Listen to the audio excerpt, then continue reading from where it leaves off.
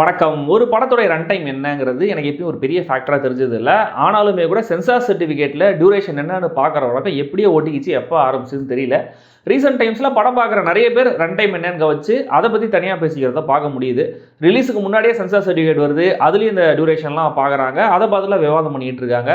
இந்த துரந்தர் 3.5 மணி நேர படம். அதை தாண்டி ஆக்சுவலாக ஓடுது. 3.5 மணி நேரம் கூடாது, அதையும் தாண்டி ஓடுது. இத்தனைக்கும் 2வது பார்ட்டில் ரிலீஸ் பண்ணலாம்னு முடிவு பண்ணிட்டாங்க. இப்போ என்ன சொல்லுவாங்க, 2 பார்ட்டு கண்டென்ட் இருக்குது, அதனால் நிறைய கண்டென்ட் இருக்குது, 2ஆக உடைக்கிறோம் சொல்லுவாங்க. ஸோ 2.5 மணி நேரம் நினச்சா நோ, இதுவே 3.5 மணி நேரம். செகண்ட் பார்ட் கன்ஃபார்மாக ரிலீஸ் ஆகுதுனாலுமே கூட இந்த ரன் டைமை குறைக்க இயக்குனர் ரெடியாக இல்லை. அப்படி இந்த நீளமான படத்தில் என்ன இருக்குங்கிறத நம்ம அலசுவோம். நீங்கள் சப்ஸ்கிரைப் பண்ணலாம், சப்ஸ்கிரைப் பண்ணுங்கள். இந்த வீடியோ எப்படி இருந்துங்கிற கமெண்ட்டில் சொல்லுங்கள். பிடிச்சிருந்தா லைக் பண்ணுங்கள், ஷேர் பண்ணுங்கள்.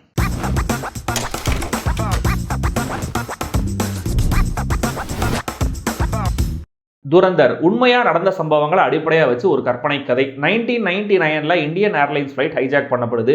2001 பார்லிமெண்ட் அட்டாக் நடக்குது. இந்த சம்பவங்களுக்கு அப்புறம் இந்தியாவுடைய ஐபி சீஃப் பாகிஸ்தானுடைய மாஃபியாக்களை இன்ஃபில்ட்ரேட் பண்ண துரந்தர் அப்படின்ற ஒரு ஆப்ரேஷனை ஸ்டார்ட் பண்ணுறாரு. மாஃபியாஸ் மூலமாக தான் பாகிஸ்தான் தீவிரவாதிகளுக்கு வெப்பன் சப்ளை ஆகுதுங்கிறதுனால இப்படி ஒரு பிளான். இதை எக்ஸிக்யூட் பண்ண ரன்வீர் சிங் ஹம்சா அலி மசாரிங்கிற பேரில் பாகிஸ்தான் போகிறாரு. அவர் எப்படி கொஞ்சம் கொஞ்சமாக அந்த கேங் உள்ள ஊடுருவி நினைச்சதை சாதிக்கிறாரு. இதில் அவர் ஃபேஸ் பண்ணுற சேலஞ்சஸ் என்ன, பார்ட் 2க்கு லீடு வச்சாங்களே அதில் என்னெல்லாம் இருக்கும், இதெல்லாம் தான் இந்த துரந்தர். ஓப்பனிங்கில் சொன்ன விஷயத்தை முதல்ல அட்ரஸ் பண்ணிடுறேன். 3.5 மணி நேரத்தை தாண்டி ஓடுற படம் தான், ஆனால் அது ஃபீல் ஆகலை. பெரும்பான்மையான படம் என்கேஜிங்காக தான் போகுது. விமான கடத்தல், அதில் கவர்மெண்ட்டுக்கான ஹியூமிலியேஷன், அந்த விமான கடத்தலில் இருந்து ஒரு தீவிரவாதியே சில வருஷங்களுக்கு அப்புறம் பார்லிமெண்ட்டை அட்டாக் பண்ணுறதுன்னு ஆரம்பிக்கிற இந்த இன்சைட்டிங் இன்சிடென்ட்ஸ், ரன்வீரோடைய அமைதியான என்ட்ரி, லயாரிங்கிற ஏரியா, அங்கே இருக்கிற முக்கியமான கேரக்டர்ஸை பற்றின தகவல்கள், அந்த வேர்ல்டோடைய டீடைலிங்னு ரொம்ப டென்ஸாக சொல்லப்படுது இந்த கதை. எனக்கு நிறைய வட சென்னை ஞாபகம் வந்துச்சு. யார் என்ன கேரக்டர்னு புரிஞ்சு மைண்டில் வச்சுக்கிறது இனிஷியலாக கஷ்டமாக இருந்தது. அப்புறம் போக போக செட்டில் ஆயிடுச்சு. ஒரு மேரேஜ் ஃபங்க்ஷனில் நடக்கிற ஷூட் அவுட், அந்த சுச்சுவேஷனை ரன்வீர் தனக்கு சாதகமாக பயன்படுத்திக்கிற விதம் ரொம்ப நல்லா இருந்தது. அண்ட் சிமிலராக டுவர்ட்ஸ் தி எண்டும் அதே மாதிரி ஒரு விஷயத்தை ரன்வீர் பண்ணும்போது அது அங்கே ரொம்ப நல்லா ஒர்க் ஆகுது. சாரா கேரக்டரோட அறிமுகம் வரைக்கும் இந்த கதையில் அடுத்து என்ன நடக்க போகுதுங்கிறத பெருசாக கெஸ் பண்ண முடியல. ஒன்ஸ் அந்த கேரக்டர் உள்ளே வந்ததுக்கப்புறம் இந்த ஒரு காரணத்துக்காக தான் இந்த கேரக்டர் இருக்கும் போல இருக்குங்கிற மாதிரி நினச்சிக்கிட்டே இருந்தேன். அது அப்படியே நடந்தது. ஆக்ஷன் சீன்ஸ் ஒவ்வொன்றுமே எக்ஸலண்ட்டாக எடுக்கப்பட்டிருந்தது. ஒட்டுமொத்த படமுமே எக்ஸலண்ட்டான ஸ்டேஜிங், பிரம்மாண்டமான ப்ரொடக்ஷன், அந்த உலகத்துக்குள்ள ஆடியன்ஸை கூட்டிகிட்டு போயிடுறாங்க. சில சீன்ஸில் நிஜமாவே ஒரு ஹீட் எல்லாம் ஃபீல் பண்ண முடியுது. அந்த அளவுக்கு ராவான ஒரு ப்ரெசன்டேஷன். இந்த ரானஸ் தான் இந்த படத்தை வழக்கமான ஸ்பை த்ரில்லர் படங்கள்லேருந்து வித்தியாசப்படுத்துது. இப்படி ரியல் இன்சிடென்ட்ஸை பேஸ் பண்ண படங்களில் இது யாராக இருக்கும், அது யாராக இருக்கும், மண்டையில் ஒரு எக்ஸசைஸ் ஓட்டிகிட்டே இருக்கும் இல்லையா, அதுக்கு இந்த படத்தில் பெருசாக ஸ்பேஸ் கொடுக்கல. ரியல் லைஃப் இமேஜஸ் அப்பப்போ காட்டி ஃபோர்த் வாலெல்லாம் பிரேக் பண்ணுறாங்க. தீவிரவாதிங்க பேசுகிற நிஜமான ஆடியோ கிளிப்லாம் ப்ளே பண்ணுறாங்க. சினிமாவே மேனிபுலேஷன் ஆஃப் வேரியஸ் எமோஷன்ஸ் தான். இந்த படத்தையும் கற்பனை கதைன்னு சொல்லிட்டு ஆடியன்ஸை எமோஷனலாக ஃபீல் பண்ண வைக்க தான் இந்த கிளிப்பெல்லாம் ப்ளே பண்ணியிருக்காங்க. அதுவும் ஓகே தான். ஆனால் ஆக்சுவலாக அந்த விஷயம் தனியாலாம் தேவைப்படலை.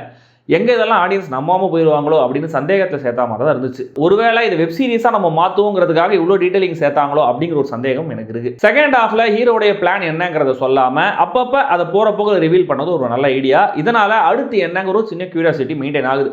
வழக்கமாக சினிமாக்களில் வர ஸ்பை நினச்சா அவர் என்ன வேணாலும் செய்யலாம் அப்படிங்கிற மாதிரி தான் வரும். ஆனால் அப்படியான ஹீரோயிசம் இந்த படத்தில் இல்லை. இன்ஃபேக்ட் ஒரு முக்கியமான பெரிய அட்டாக்கை பற்றி டோட்டலாக எந்த இன்டெலியும் கேதர் பண்ணாமே விட்டு ஃபீல் பண்ணுறாரு ஹீரோ. அண்ட் அந்த அட்டாக்கை ப்ரொட்டாகனிஸ்ட் டிவியில் பார்க்குற அந்த மொமெண்ட் எக்ஸலண்ட்டான சீன். ரன்வீரோடைய பெர்ஃபார்மன்ஸ் ரொம்ப நல்லா இருந்தது. பப்ளிக் ஈவெண்ட்ஸில் கிறுக்குத்தனமாக ஏதாவது பண்ணுற ரன்வீர் சிங்கா இது அப்படின்னு ஆச்சரியமாக கூட இருந்தது. அவருக்கு இந்த படத்தில் டயலாக்ஸே ரொம்ப கம்மி. கிரிட்டியான சீரியஸான ஒரு ஆளாகவே மொத்தமாக டிரான்ஸ்ஃபார்ம் ஆயிருக்காரு.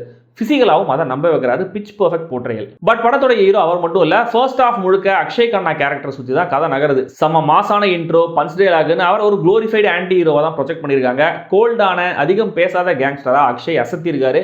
அவருக்கான ஒரு பர்சனல் லாஸ் வரும்போது அழ ஆரம்பிக்கிற விதம், பிரச்சனையில மாட்டும் போதும் தன்னுடைய கெத்தை விட்டு கொடுக்காம பேசுற விதம், சின்ன சின்ன கிளான்சஸ்ல கேரக்டரோட மைண்ட்ல ஓடுற அந்த கோபம், சந்தேகம், ஹாப்பினஸ்னு எமோஷன்ஸை காட்டின விதம்னு பின்னிருக்காரு. ஆல் ஓவர் படத்தோடைய காஸ்டிங் ரொம்ப நல்லா இருந்தது. தோங்கா கேரக்டர்ல வர நவீன் கௌஷிக், உசேரா வர தனீஷ் பாண்டோர், ஆலம் கேரக்டர்ல வர கௌரவ் கேரான் ஒவ்வொருத்தருமே அந்தந்த ரோலுக்கு ஆப்டான முகங்களா இருந்தாங்க.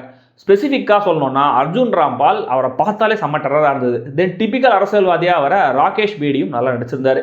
ஹீரோயினா சாரா அர்ஜுன் ஹிந்தியில் அறிமுகமாகிற படம் இது. சீரியஸ்னஸ் இல்லாத அந்த டீனேஜர் கரெக்டாக போர்ட்ரே பண்ணியிருந்தாங்க. ஒரே ஒரு எமோஷனல் சீனில் பெர்ஃபார்மன்ஸும் நல்லா இருந்தது. வழக்கமாக நம்ம ஊரில் மன்சூர் அலிகான் மாதிரி நடிகர்களுக்கு தரக்கூடிய ஒரு கேரக்டர் சஞ்சய் தத்துக்கு அவரும் அதை ஃப்ளாலஸாக கேரி பண்ணுறாரு. மாதவன் ஒரு சில காட்சிகள் தான் வராரு. அவருடைய நடிப்பும் கெட்டப்பும் அந்த சில காட்சிகள் சூப்பர். சாஸ்வத் சச்தேவோடைய ஸ்கோர், பாடல்கள் ரெண்டுமே சிறப்பு. ரெட்ரோ பாடல்களை கொஞ்சம் அளவுக்கு அதிகமாகவே பயன்படுத்தியிருக்காங்க. சீரியஸான சண்டை போடும்போது ரெட்ரோ சாங்ஸ் அவாய்ட் பண்ணியிருக்கலாம். எடிட்டிங், சினிமாகிராஃபி, விஷுவல் எஃபெக்ட்ஸ் எல்லாமே டாப் நாச். டெக்னிக்கல் டிபார்ட்மெண்ட் மொத்தமாகவே கலக்கிருக்காங்க. கிளைமேக்ஸில் கார் உள்ள நடக்கிற அந்த சண்டையெல்லாம் செம்ம எக்ஸிகியூஷன். ஸ்க்ரீன் பிளேலையும் அந்த போர்ஷனில் ஒரு டென்ஷனை மெயின்டைன் பண்ண விதம் சூப்பராக இருந்தது. நெகட்டிவ்ஸ்னு சொல்லணும்னா இந்த படத்தில் ஆதாரமாக எனக்கு இருந்த பிரச்சனை, ஹீரோ கேரக்டருக்குன்னு எந்த த்ரெட்டையும் ஜெனுவனாக என்னால் ஃபீல் பண்ண முடியலங்கிறது தான். அவர் வல்னரபுளான ஆளுன்னு காட்டினாலும் மொமெண்டரி பிரச்சனைகளில் தான் அப்பப்போ மாற்ற மாதிரி இருக்கே தவிர ஈஸியாக எல்லார் கண்ணிலையும் அவர் மண்ணை தூயிடுறாரு. அண்ட் அவர் எப்படியும் அடுத்த பார்ட்டில் வரப்போறாங்கன்னு தெரிஞ்சதும் ஒரு காரணமாக இருக்கலாம். பெரிய மாஃபியா டான்ஸ், ஐஎஸ்ஐயை சேர்ந்தவங்க யாருக்குமே ரன்வீர் மேலே எந்த சந்தேகமும் எந்த பாயிண்ட்ல வரலங்கிறதையும் கன்வின்சிங்காக நம்மளுக்கு சொல்லலை. தென் சாராவுடைய கேரக்டருக்கான பர்பஸ்ன்னு ஆல்ரெடி ஒன்று சொன்னேன் இல்லையா, மென்ஷன் பண்ணல. அதே மாதிரி ஒரே ஒரு பர்பஸ் தான். அதுக்காகவே அந்த கேரக்டரை ஒட்டி ஒரு பார்ட்டி சீன், போலீஸ் சேஸ், டூயட்டுன்னு அதுக்காகவே ஒரு 20 நிமிஷம் டைம் ஸ்பெண்ட் பண்ணியிருக்காங்க. ஒரு சின்ன ஐட்டம் நம்பர் வேறு வருது. இந்த விஷயங்கள் இந்த படத்தோடைய ஃப்ளோவை டேம்பன் பண்ணுற மாதிரி தான் இருக்குது. இந்த கேரக்டர் தான் ஹீரோ ஒரு மனுஷனாக ஹியூமன் ஃபீலிங்ஸ் எல்லாம் பண்ண வைக்குதுன்ற மாதிரி ஏதாவது ஜஸ்டிஃபிகேஷன் கொடுத்துருக்கலாம். பட் அது இன்னும் கூட எஃபெக்டிவாக சொல்லப்பட்டிருக்கலாம். சாரா கேரக்டரை ரன்வீர் பைக்கில் அவங்க வீட்டில் போய் ட்ராப் பண்ணுவார், அவங்க வீட்டு வாசலே ட்ராப் பண்ணுவார். சாராவுடைய அப்பா கேரக்டர் ஒரு பெரிய அரசியல்வாதின்ற மாதிரிலாம் சொல்லியிருப்பாங்க. ஆனால் அந்த வீட்டு வாசலில் ஒரு செக்யூரிட்டி கூட இருக்க மாட்டாங்க.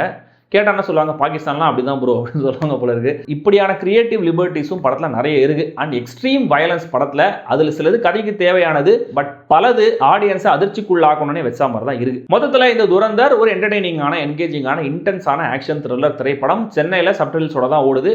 பாருங்க, ஏ சர்டிஃபிகேட் கொடுத்திருந்தாலுமே கூட அளவுக்கு அதிகமான வயலன்ஸ் படத்தில் இருக்கு. அதை மைண்டில் வச்சுக்கோங்க, ஜாக்கிரதை. கடைசியில் பார்ட் 2க்கான டீசர் மாதிரி ஒன்று வருது, அதை மிஸ் பண்ணாதீங்க.